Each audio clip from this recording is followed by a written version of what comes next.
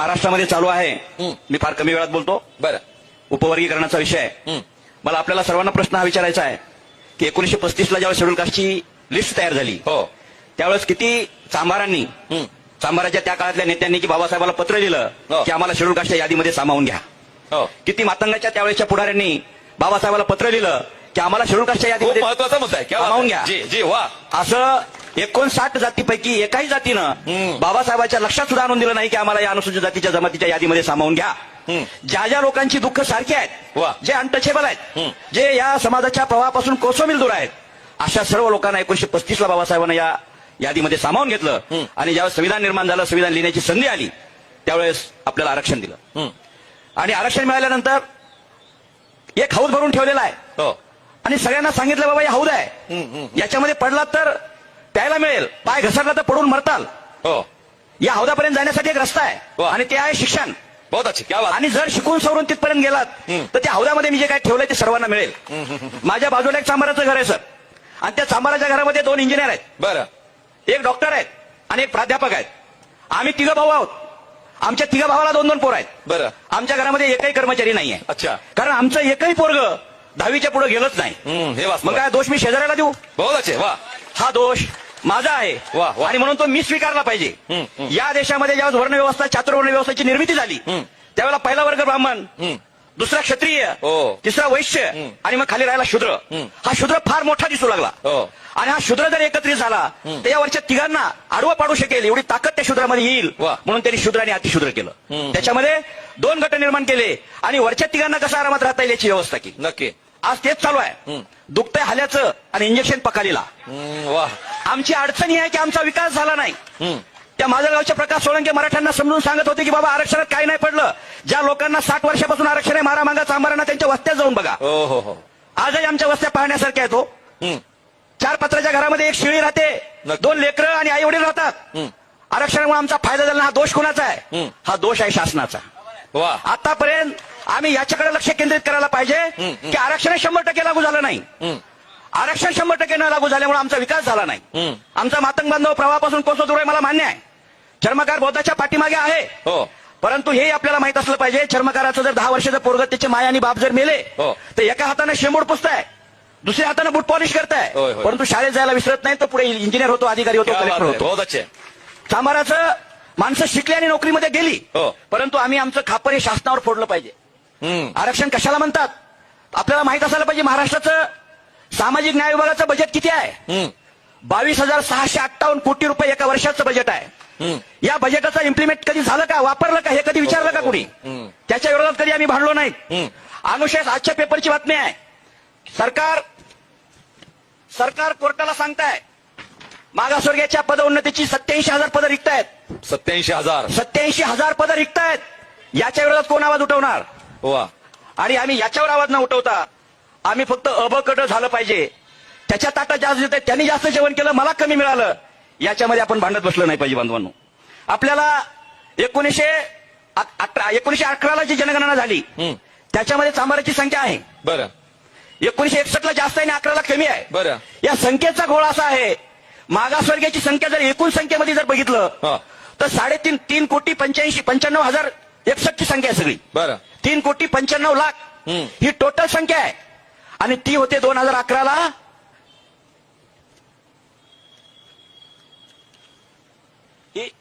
3,95,00,000 आणि ती होते 2011 ला किती?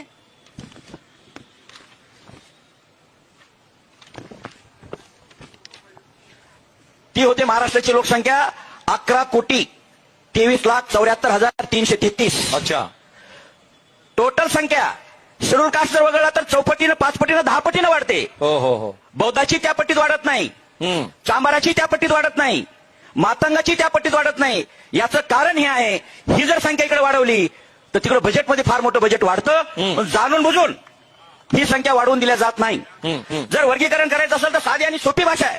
जर शासनाला असं वाटलं की महाराष्ट्रामध्ये एखाद्या जातीवर अन्याय होते आणि पण वर्गीकरण केलं पाहिजे, हरकत नाही.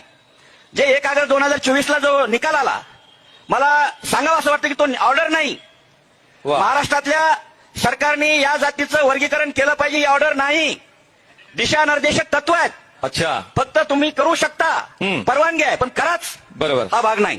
आणि ठीक आहे, सरकारला जर असं वाटलंच करायचंय तर मग सरकारने आयोग नेमला पाहिजे, समिती नेमली पाहिजे. त्या समितीमध्ये महाराष्ट्रामध्ये ज्या ज्या जाती, प्रामुख्याने 3-4 जाती मोठ्या हो. आहेत, या जातीमध्ये संघटनात्मक लेवलला सोशल वर्कर जे काम करतात नक्की. त्यांना सामावून घेतलं पाहिजे, लेखकांना घेतलं पाहिजे, बरोबर. संशोधकांना घेतलं पाहिजे, इतिहासकारांना घेतलं पाहिजे, व्याख्यात्यांना घेतलं पाहिजे, अशी समिती निवडली पाहिजे. या समितीचं कामकाज काय आहे हो. हे महाराष्ट्रातल्या जनतेला सांगितलं पाहिजे. नक्की. एकल सदस्यीय समिती निवडून आम्ही संविधानाला मानत नाहीत असा संदेश आपल्याला यांनी दिलेला आहे. असंवैधानिक समिती आहे. त्या समितीने कुठेही डाटा गोळा केला नाही, कुठेही फिरले नाहीत, वेगवेगळ्या विभागातून माहिती उचलली आहे, हो. कॉपी पेस्ट केलंय आणि एका ठिकाणी बसून अहवाल तयार करून तो सामाजिक न्याय विभागाकडे न देता, भारतीकडे न देता तो डायरेक्ट मुख्यमंत्र्याकडे दिलेला आहे. याच्यावरून असं दिसून येत आहे की सरकारला वेगळं काहीतरी करायचं आहे आणि त्याच्यासाठी आपल्यामध्ये भांडणं लावून एखाद्याला कुणाला तरी सोबत घ्यायचं आणि त्यांचा डाव हाणून यशस्वी करून घ्यायचा, असा सरकारचा उद्देश आहे. बरं ठीक आहे, समिती नेमली, अहवाल आला, मग अहवाल वाचून तर दाखवायला पाहिजे, हो. शासनाच्या साईडवर तर ठेवायला पाहिजे. नाही ठेवला. महाराष्ट्र शासनाला हे माहित आहे की महाराष्ट्रामध्ये फार मोठ्या प्रमाणामध्ये 14 एप्रिलचा उत्सव मनवला जात आहे हो. आणि 15 तारीख तुम्ही हरकतीची शेवटची ठेवताय. हे जाणून बुजून केल्यासारखं वाटत नाही का? हा राष्ट्रीय चर्मकार महासंघाचा आणि महाराष्ट्रातल्या चर्मकार समाजाचा सरकारला प्रश्न आहे. बरोबर. वा. आणि म्हणून अशा घाईगडबडीमध्ये अहवाल घ्यायचा, त्याच्या हरकती घ्यायच्या आणि आपल्याला जे करायचं तेच करायचं, अशी भूमिका या ठिकाणच्या सरकारची आहे. मला या ठिकाणी असं वाटतं, या सरकारच्या भानगडीत न पडता आपण आरक्षण 100% कसं लागू झालं पाहिजे वा.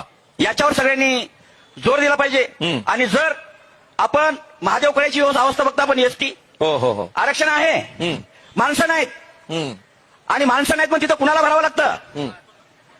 ओपनला. आपल्याकडे पहिलं महात्मा फुले मागासवर्गीय विकास आर्थिक विकास महामंडळ होतं, सगळ्याचा रेटा होता, त्या महामंडळाला कधी बजेट कमी पडत नव्हतं. हो. परंतु त्यावेळेस असाच विषय झाला आणि अण्णाभाऊ साठे आर्थिक विकास महामंडळ वेगळं झालं, चांभारांनी मागितलं संत रविदास विकास महामंडळ वेगळं. आज सगळ्या महामंडळाची अवस्था काय? कुठल्याच महामंडळात पैसे नाहीत, सगळं डिझॉल्व्ह झालं.